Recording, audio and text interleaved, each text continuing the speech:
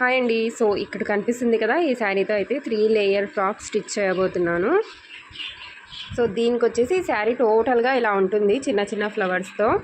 And కింద పైన వచ్చేసి ఇలా బార్డర్ అయితే వచ్చి ఉంది కదా. సో దీన్ని కట్ చేసేస్తే మనం ఫ్రాక్ అనేది షార్ట్గా అయిపోతుంది, కాబట్టి దీన్ని కూడా నేను ఇంక్లూడ్ చేస్తున్నాను అనమాట. డ్రెస్లో కట్ చేయట్లేదు.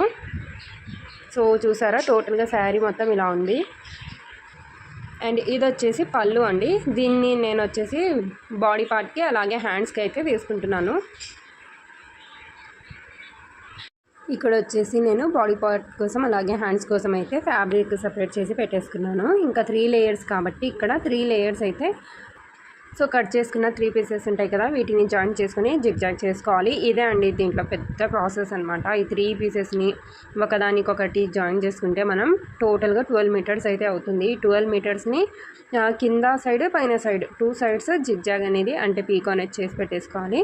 సో డ్రెస్ మొత్తం కంప్లీట్ అయిన తర్వాత మళ్ళీ వీడియో పెడతాను. అంతవరకు స్టే ట్యూన్. ఎంతో ఇంట్రెస్ట్గా ఏదైనా పని చేయాలని కూర్చున్నప్పుడు ఇలా అయితే పిచ్చ కోపం వస్తుందండి. సో లాస్ట్ వీడియోలో అయితే పీసెస్ కట్ చేసి పెట్టాను కదా, దీనికి పీకో చేయాలని మా మిషన్ మోటార్ అయితే కాలిపోయింది. నెక్స్ట్ వచ్చేసి బెల్ట్ వచ్చేసి ఒకటే మార్నింగ్ నుంచి దాన్ని అటు ఇటు చేస్తూ సెట్ చేశాను అనమాట. ఈవినింగ్ 4:30 అయింది ఇప్పుడు. బట్ సెట్ చేసి కొద్దిగా వేసానో లేదో అయిపోయి ఇంకా మళ్ళీ తెగిపోయింది. ఇంకా నేను ఈ కింద సైడ్ చేయాలి ప్లస్ పైన సైడ్ కూడా చేయాలి. జస్ట్ శారీలో 1 సైడ్ హాఫ్ మాత్రమే పీకో అయిందనమాట. సో చూసారా, పొద్దు నుంచి కష్టపడి దీన్ని అతికేస్తే మళ్ళీ నేను నీడిల్తో కుట్టాను అనమాట. చాలా గట్టిగానే కుట్టాను, అయినా కానీ పోయింది చూడండి. ఇలా ఏదైనా ఇంట్రెస్టింగ్గా చేయాలని కూర్చున్నప్పుడు ఇలా అయితే మాత్రం పిచ్చ కోపం వస్తుంది కదా, మీకు కూడా అంతేనా?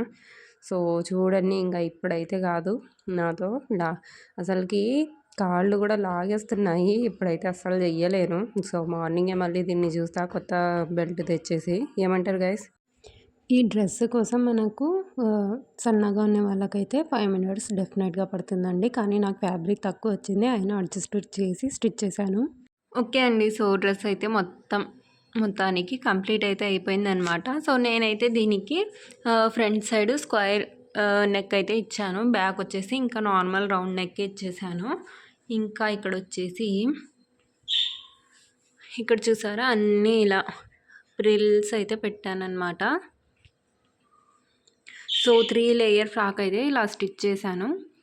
మన దగ్గర డైలీ వేర్ శారీస్ ఉంటాయి కదా, ఓల్డ్ శారీస్, నేను ఒక్కటే సజెస్ట్ చేస్తానండి. ఓల్డ్ శారీస్ కన్నా ఒక 300 పెడితే మంచి కొత్త శారీసే వస్తాయి కదా. సో అలాంటి శారీస్ తీసుకొని అయితే స్టిచ్ చేయించుకోండి. ఎందుకంటే ఓల్డ్ శారీస్ అయితే తొందరగా చినిగిపోతాయి అన్నమాట.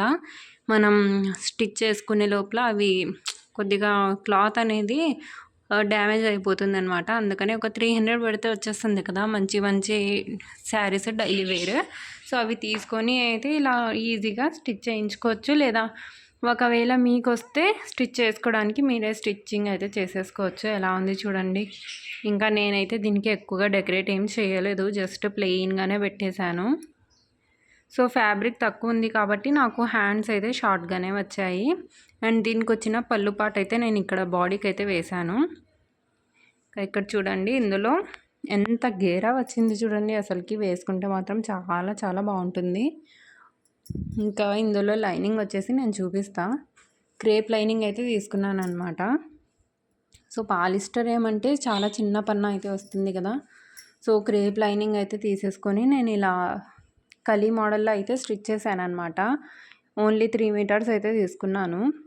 3 మీటర్స్ తీసుకొని ఇలా, సో చూసారా, ఇలా కలీ మోడల్లో అయితే నేను ఈ లైనింగ్ అనేది స్టిచ్ చేశాను. మనకు ఈ మోడల్లో స్టిచ్ చేసుకుంటే లైనింగ్ కూడా తక్కువ పడుతుంది అండ్ పన్నా కూడా ఎక్కువ వచ్చేస్తుంది. ఓకేనా? సో మరి డ్రెస్ ఎలా ఉంది కామెంట్ చేయడం మాత్రం మర్చిపోకండి అస్సలు. ఓకే, సో చూసారా, దగ్గర నుంచి అయితే కలర్ చాలా బాగా కనిపిస్తుందండి. కానీ కొద్దిగా దూరం నుంచి అయితే చాలా లైట్గా అయితే కనిపిస్తుంది.